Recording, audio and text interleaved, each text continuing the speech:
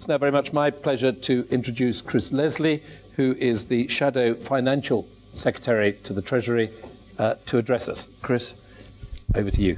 Right. I sort of hastily strap a microphone to myself. Good afternoon, ladies and gentlemen.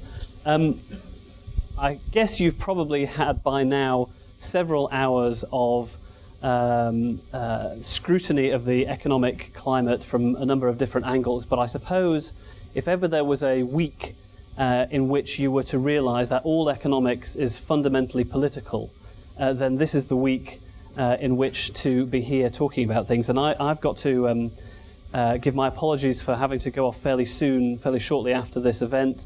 We've got more discussions going on this afternoon about the Eurozone situation. Tomorrow in the House of Commons we're debating the Capital Requirements Directive, the EU budget, financial transaction tax. All of these questions are now quite live, although I have to say it's quite rare that the House of Commons actually gets to discuss these issues within spitting distance of when they're actually relevant. So it's more to do with happenstance than good planning on behalf of the business managers. I'm also conscious that you're also probably getting a little bit hungry, and I'm one of the last speakers before lunch, so I'll be fairly brief in my general remarks about where I think the current core issues sit. I think it would be impossible to start anywhere other than with the swirling morass of what's happening in the Eurozone currently, and how, in a sense, astonishing it is that we had two major international summits in the space of the last 10 days or so, both of which ended without strong and firm conclusions, particularly the G20 this week. It beggars belief, quite honestly, that so many world leaders were able to get together and produce such inconclusive final results. We are watching with interest and concern what's happening to the Italian sovereign bond market today.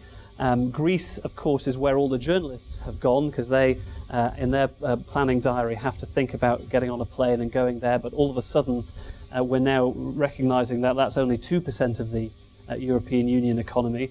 And so they're all going to fly to Rome pretty much instantly, and you'll be seeing them beaming live through Sky and News Channel and so forth for the rest of the week, we suspect. For us, from the Labour Party's position, our main concern, and we have actually been talking about this for some time, although little noticed, our main concern is that the permanent bailout fund, the EFSF, or the European Stabilisation Mechanism, as it ought to be, needs to be agreed and of adequate proportions to absolutely put beyond doubt those market anxieties about funding for sovereign debt. Unfortunately, that certainty still appears not to be there. We've heard all sorts of clever wheezes about gearing up the current EFSF of 440 billion to the 1 trillion euro level, but China and various others aren't biting yet when it comes to the special purpose vehicle. We'll see where that all goes. And so at the G20, what was obviously happening was that an attempt to try and get the IMF to become essentially the backstop, big bazooka, as various politicians seem to be calling that. Bear in mind, though, of course, bazookas were weapons of very questionable efficacy, last used in about the 1950s, and so that particular analogy isn't always a good one. Our doubts are really whether the IMF ought to be playing a role that the European Central Bank should be playing, as a proper functional central bank ought to be doing, as the lender of last resort, and why we haven't been able to get a resolution that the ECB, plus of course the other Eurozone countries themselves, should be coming behind the EFSF and properly creating that fund in the way it is.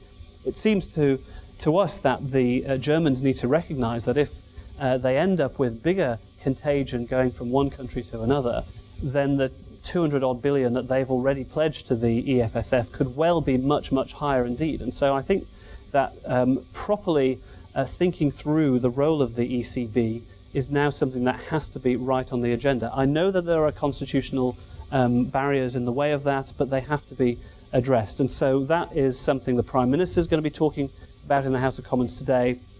We're obviously going to be challenging about quite how far he was pressing those other G20 and Eurozone leaders on that particular point. I can't let this particular moment go past, though, without commenting about our concerns on the fragility of the UK's economy in this particular point in time. If we were motoring ahead and doing particularly well, insulating ourselves from many of these international situations, then I think we would all feel a lot safer. The difficulty is, with growth being quite as anemic as it is, with unemployment heading upwards quite rapidly. We hear manufacturing from the PMI index last week, as well as construction from the last growth figures, all heading back into a contraction. We're not in a position to insulate ourselves from some of this international situation. And so you've heard our critique about the government strategy when it comes to jobs and growth, and that is something I think we have a duty to reinforce as best as possible. For my sins, I have the job of shadowing Mark Hoban, who is going to be taking through the financial services regulation legislation through the House of Commons from January onwards. Many of you are invited to come and visit us up in Committee Room 10 or Committee Room 14 of the House of Commons. I'm probably going to be stuck up there for at least 2 or 3 months, so a few visitors would be quite welcome. It's a mammoth piece of legislation. We still don't know whether much of the Vickers agenda is going to be somehow incorporated within that arrangement, so we're watching very closely to see if the bill is going to expand even further. I mean, my main point, I suppose, is that, yes, one of the lessons from the credit crunch was that we didn't really take prudential regulation as seriously as it ought to have been, and that is something the previous government had to put our hands up and recognise that was something we should have done more of. And I'm very interested to see where the macro-prudential regulatory agenda is going to be. It's interesting that the bill essentially seeks to take fairly broad quasi-legislative powers for the Bank of England, for the Financial Policy Committee, but as yet we're not really clear what exactly those macro-prudential levers are going to be. People have been talking about loan-to-value ratios or controls on minimum lending through credit cards and so forth. We don't really know what they're going to be, and they could impact on lending to business just as much as to consumers. My critique, though, of the bill is really, I suppose, on 2 core elements. First of all, it's the structural design and how it matches with the European regulatory realities. In opposition, and I'm getting a sense of how this works, George Osborne probably looked at the FSA arrangements, perhaps from a slightly partisan angle, and said, well, let's split it up into prudential and conduct regulation. But what I think they failed to do was properly appreciate that the European supervisory structures were going down the thematic route of banking and pensions, insurance, and markets, and so forth. And of course, we were already on the back foot in terms of our influence in Europe. My main concern is that this mismatch could leave us in a terrible tangle at a point in time when we really have to be out there in those European fora, punching our weight and making the case that we have to do. Now, I'm up for any discussion about how we might better design and make these arrangements so that we really can fit more effectively with those European decisions. And ultimately, whilst the British media seem to have the impression that UK Treasury or UK regulators are the be-all and end-all when it comes to policy making, the realities are in fact quite different, as you've been hearing this morning. And so, we can't go along with this.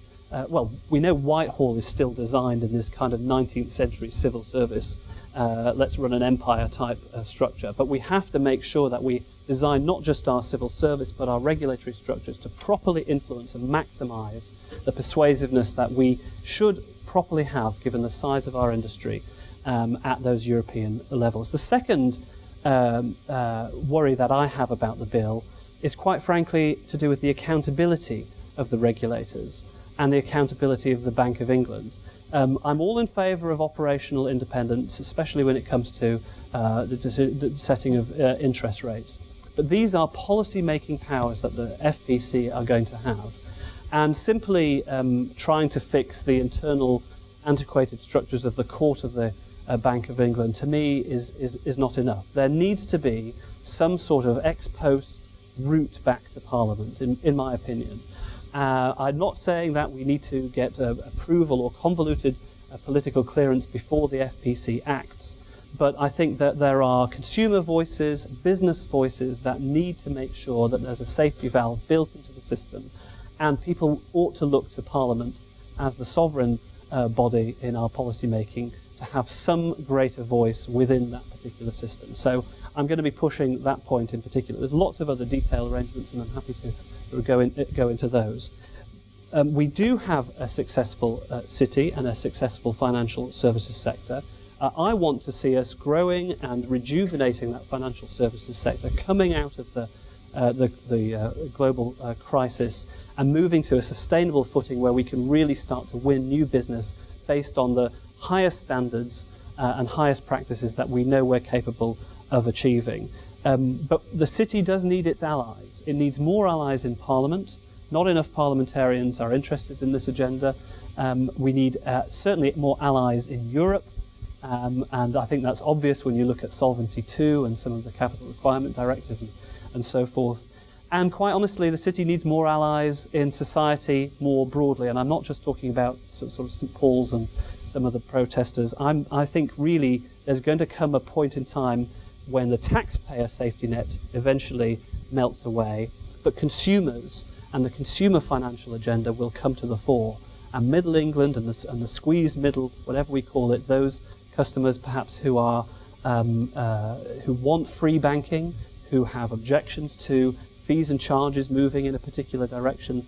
If we end up recapitalising a lot of our sector on the back of the consumer, then the consumer voice will become louder and louder. And so I think that is going to be one of the areas of dialogue that we have to develop over the sort of medium term in terms of consumer finance. So congratulations to the work that the City UK do. They're really very effective in making sure that they talk to parliamentarians on behalf of the financial services sector, and they do commendable work across the country, not just in London, by the way, for those of us who represent Nottingham or Leeds or other parts of the country with very, very important financial services sectors within. That's probably enough from me, Stuart.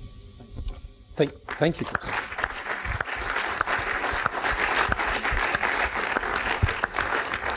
I think if you've still got a few minutes and you'd be happy to take some questions, there are, again, microphones. I can see one hand here and one in the middle instantly. Thank you. Yeah. My name is Mathis Baffel. I would just like to hear your view on whether you would restrict shorting of banking stocks in a potential near-coming double dip. Sure. I mean, this has been. It's interesting.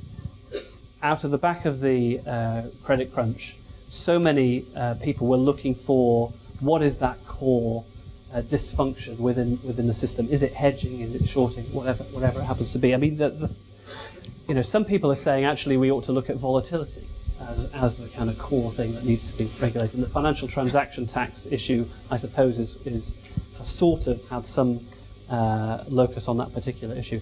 I'd be very worried if we ended up saying absolutely this whole area of activity needs to end. There are virtues in terms of assurance, insurance, reassurance in some of those functions in terms of shorting activity.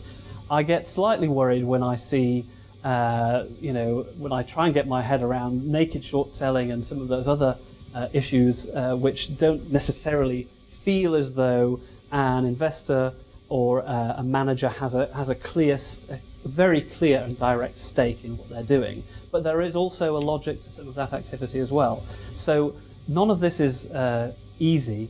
The European and Commissioner Barnier, their agenda have been very quick at making sure that they pinpoint and hold up ideas for reform. And so in some respects, we're reacting very much to their agenda currently. So I'm interested in specific proposals if they can come forward, but I'd be very wary about saying all shorting is bad or hedging is a dreadful evil in our society, because I don't think that's actually the case. Chris. Hi, thanks for coming to speak to us today. Steve Lowe from Just Retirement. We've spoken a lot about banking today, but I'd like to turn to the insurance sector briefly. One of the previous panellists, John Payne, said that we weren't particularly good at engagement in Europe, given that so much of our policy now comes from Europe. Two quick questions. First of all, do you think the UK coalition has been doing enough to get a fair deal for the insurance industry on Solvency II? And secondly, what does good engagement look like for those of us that perhaps should be doing a better job in the future? Well, I mean, Solvency II is such a good example, I think, of where, well, on a number of fronts. The industry itself, I think, ought to have been raising this issue far more up the political agenda. Leaving it with junior ministers in departments isn't adequate. Chancellors, shadow chancellors, the British media ought to have recognised that, yes, there is a need to make sure we have a safe system, but at the same time, if premiums rise in the way that some people are predicting, or annuities are adversely affected, then it's consumers on the front line whose lives are really going to be hit in certain circumstances. My anxiety about Solvency II is whether we've got the right balance. Is it fair that the capital requirements for some of those insurance activities are stronger than those on banking? In some ways, you could say, well, insurance was not a primary player at all in the history of the credit crunch, and yet many of the regulatory agendas are treating it as though it was all equally culpable and tied up in the arrangements. What does good lobbying, what does good influence look like? I think it's about building alliances. I really, really do. I think ultimately you get, formal processes and structures are part of the solution. But unless you build friendships and core allegiances, and that happens in a political context too, then you're going to be making big mistakes. I've got a very partisan disagreement with the way the current Conservative Party have gone off into a sort of minority grouping in the European Parliament. You look at the European Parliament's Econ Committee and the composition of that, and Liberal Democrats and Labour MEPs are far more influential in those particular circumstances. Should that be the way things are? So there are all sorts of ways in which we should be building those stronger alliances, and I just don't think that's happening currently. Probably time for one more. Must be you, sir. I'm a humble IFA, and I've heard a lot talk today. One of the things that you mentioned was the bailout fund. The question for you is, who pays for it? Because I heard that the EU, after having this great big debate, went off to China and asked them to pay for it, and they said no. They then went to the IMF, and the Americans said no. So now it's back to the European Central Bank to pay for it. So who do you believe should be paying for the bailout fund? Well, ultimately, Tim Geithner, the American finance secretary, his view was that a firewall for the Eurozone should be the European economies themselves, the Eurozone economies themselves. And so, these are the Eurozone is a wealthy economic bloc, and I think that perhaps in the sort of brinkmanship of negotiations, drawing lines on the member state budgets within the Eurozone and saying, okay, now we're going to look around the globe. Perhaps those lines have been drawn too short, and maybe one of the consequences of the G20 outcome is that Germany, France, and others are going to have to look back within their own arrangements to see, well, what are we going to do to up the amount of firepower we've got for that permanent bailout fund? So my answer to your question is, I think the Eurozone countries themselves have to look inwardly for properly doing that job, and also the European Central Bank too, because they're resisting that lender of last resort role. I think that's a task that has to be done before you end up expecting the IMF and others to do that liquidity bailout. The IMF is there for helping countries in solvency difficulties, and that's quite right. And we support that. The Conservatives, there's cross-party consensus on that. But we have to be careful to defend the position of some of that IMF resource if we're going to be ending up substituting for the role of the Eurozone countries and the ECB. And by the way, there's a lot of issues on IFA questions as well in terms of retail distribution review and all sorts of things. But I thought that's where you were going when you started your question. Yeah. Can I come back a little bit? He's got the microphone, so yeah. So is it not true, though, that the UK pay into IMF and not into the Eurobank? So we're basically saying it's not our fault, Gov. Somebody else can pay for it. Well, I mean, I don't mind the IMF being a backstop if the ECB and the Eurozone countries themselves do their part. And that, I think, is, not just the Labour Party, it's the Americans saying that as well. It seems that the Chinese and others are saying similar things. I think it's now the case that, the idea of waiting till February, which is apparently the next conference on the horizon, is just ridiculous that it should be going that long. It's easy to say when you're in opposition, but I just find it so amazing to think that they ended that summit on Friday, was it?